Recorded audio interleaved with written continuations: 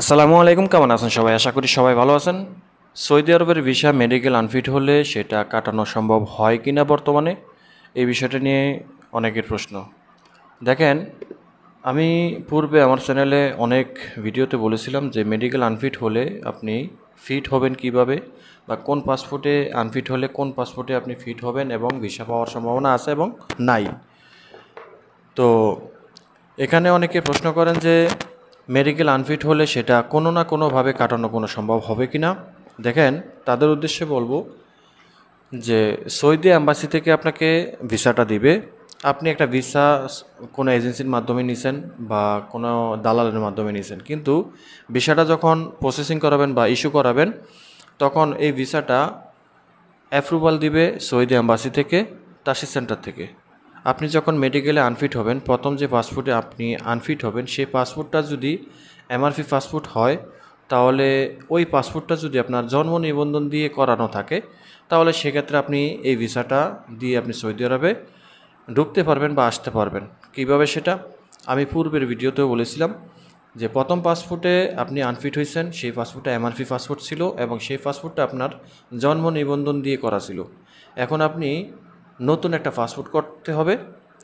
নতুন যে পাসপোর্টটা করবেন সেটা হবে ই পাসপোর্ট। বর্তমান সিস্টেমে আপনি ই পাসপোর্ট করবেন এবং ই পাসপোর্ট করতে গেলে আপনাকে অবশ্যই এনআইডি কার্ড দিয়ে করতে হবে। এনআইডি কার্ড দিয়ে করতে গেলে আপনার যে নতুন পাসপোর্টটা আসবে, সেই পাসপোর্টের ভিতরে পূর্বের যে পাসপোর্টের তথ্য, নাম, ঠিকানা বা জন্ম নিবন্ধন নাম্বার এবং পাসপোর্টের নাম্বার, পূর্বের কোনো ডাটা আপনার এই নতুন পাসপোর্টে আসবে না। নতুন এই পাসপোর্টে কি আসবে না, কারণ আপনার আগের পাসপোর্টটা এমআরপি পাসপোর্ট জন্ম নিবন্ধন দিয়ে, আর বর্তমান যে পাসপোর্টটা করবেন সেটা এনআইডি কার্ড দিয়ে এই পাসপোর্ট হবে। এই পাসপোর্টের ভিতরে পূর্বের পাসপোর্টের তথ্যটা আসবে না। তো কাজেই আপনি যদি পূর্বের পাসপোর্টে আনফিট হয়ে থাকেন, তাহলে বর্তমান এই নতুন পাসপোর্টটাতে আপনি কন্ট্যাক্ট মেডিকেল করে নতুন ভিসা পাওয়ার সম্ভাবনা 100% আছে। কারণ যখন সৌদি অ্যাম্বাসি আপনার এই পাসপোর্টটা দিয়া নতুন পাসপোর্টে যদি আপনি ফিট হন, কন্ট্যাক্ট মেডিকেল করে হোক বা যেটাই হোক, কন্ট্যাক্ট মেডিকেল করলেও সেটা অনলাইনে যাবে, বা লিগেল অনুযায়ী মেডিকেল করলেও আপনার সেটা অনলাইনে ঢুকবে আপনার রিপোর্টটা। সৌদি অ্যাম্বাসি যখন আপনার নতুন পাসপোর্টের নাম্বার এবং নতুন পাসপোর্টে থাকা যে এনআইডি কার্ডের নাম্বার, দুইটা দিয়েই তারা পরীক্ষা করে, চেক করে যে আপনার পূর্বে কোনো আনফিট আছে কিনা। তারা যদি দেখে যে না, আপনার পূর্বে কোনো আনফিটের কোনো রেকর্ড নাই এবং এই পাসপোর্টটা প্রথম পাসপোর্ট, ঠিক আছে, তো সেই ক্ষেত্রে আপনার তারা ভিসা দিয়ে দিবে, আপনার ফিঙ্গারপ্রিন্ট নিবে এবং ভিসাও দিব, ঠিক আছে। আদারওয়াইজ আপনাকে কোনোভাবেই ভিসা দিবে না যদি আপনার পূর্বের পাসপোর্টটা যদি ই পাসপোর্ট হয়ে থাকে এবং সেই ই পাসপোর্টটা যদি এনআইডি কার্ড দ্বারা হয়ে থাকে। মনে রাখবেন যে পূর্বের পাসপোর্ট যদি এনআইডি কার্ড দ্বারা হয়ে থাকে, বর্তমানে আপনি 10টা পাসপোর্ট বানাইলেও, 10টা পাসপোর্ট কনভার্ট করালেও আপনি কোনো পাসপোর্ট দিয়ে আপনি ভিসা আর পাবেন না সৌদি অ্যাম্বাসিতে। এবং যে আপনার গামকা মেডিকেল সেন্টার বা ওয়েবসাইট, এই ওয়েবসাইটে মেডিকেল রিপোর্টের ওয়েবসাইটে আপনার পূর্বের রিপোর্টটা থেকে যাবে। কারণ আপনি যদি একটা এনআইডি কার্ড দিয়ে করা একটা পাসপোর্টে আনফিট হন, সেই পাসপোর্টটা বাতিল করে যদি আপনি 10টা পাসপোর্ট বানান, 10 নাম্বার পাসপোর্টটাও যদি আপনি এই মেডিকেল ফিট করেন, কন্ট্রাক্টে হোক বা লিগ্যাল অনুযায়ী হোক, তাহলে আপনার এই পাসপোর্টের নাম্বারটার ভিতরে, এই পাসপোর্টের ভিতরে আপনার পূর্বের পাসপোর্ট আসবে এবং আপনার যে এনআইডি কার্ডটা, সেই এনআইডি কার্ডটা সবসময়ই থাকবে। তো এনআইডি কার্ডটা দিয়ে চেক করলেই তারা জানতে পারবে যে আপনার পূর্বে প্রথম, একদম প্রথম ফার্স্ট পাসপোর্টে আপনি আনফিট ছিলেন। তো যারা বলেন যে এই আনফিটটাকে কাটার কোনো রাস্তা আছে কিনা, না, কাটার রাস্তা নাই, আবার আছে। সেটা কিভাবে? আপনি যদি মনে করেন যে আপনার এই পাসপোর্টে এনআইডি কার্ড দিয়ে করা যে পাসপোর্টে আপনি আনফিট হয়েছেন, সেই আনফিটটা যদি, আনফিটের মধ্যে অনেক ক্যাটাগরি আছে, যেই ক্যাটাগরিগুলো তারা মেডিকেলে চেক করে। যেমন আপনার লিভার ফাংশন চেক করে, কিডনি ফাংশন চেক করে, আপনার ব্লাডের সুগার চেক করে, আপনার ঠান্ডা লিভার, তারপরে আপনার এই কোষ্ঠকাঠ, অনেক ধরনের যেই ইগুলো মানে তারা চেক করে, সেগুলোর মধ্যে থেকে কিছু আছে নর্মাল, কিছু আছে একদম এই মানে গুরুত্বপূর্ণ। তো নর্মাল কোনো আনফিট যদি হয়, যেমন নর্মাল আনফিটের ভিতরে কি আছে, আপনার নিউমোনিয়া আছে বা ঠান্ডাজনিত এই সমস্যার কারণে আপনাকে আনফিট করে দিছে, তাহলে সেই বিষয়টা আপনি সলভ করতে পারবেন কিভাবে? আপনি চিকিৎসা নিতে হবে।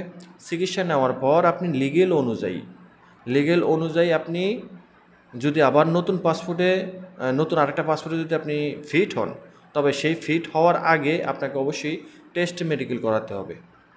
ঠিক আছে, চিকিৎসা নেওয়ার পর আপনাকে ফাইনাল মেডিকেল করার পর আগে আপনাকে অবশ্যই টেস্ট মেডিকেল করাতে হবে। একবার নয়, পরপর 2বার করলে অনেক ভালো হয়, 3বার করলে আরও বেশি ভালো হয়। 3টা রিপোর্ট যদি আপনি একসাথে রাখেন এবং পরবর্তীতে যদি আপনি ফাইনাল মেডিকেলে ফিট হন, তাহলে এটা নিয়ে আপনি চ্যালেঞ্জ করতে পারবেন, সৌদি অ্যাম্বাসিতে চ্যালেঞ্জ করতে পারবেন যে আমি আমার রুগীকে চিকিৎসা করিয়েছি এবং ডক্টর টেস্ট মেডিকেল এবং ফাইনাল মেডিকেলে তারা ফিট দিছে।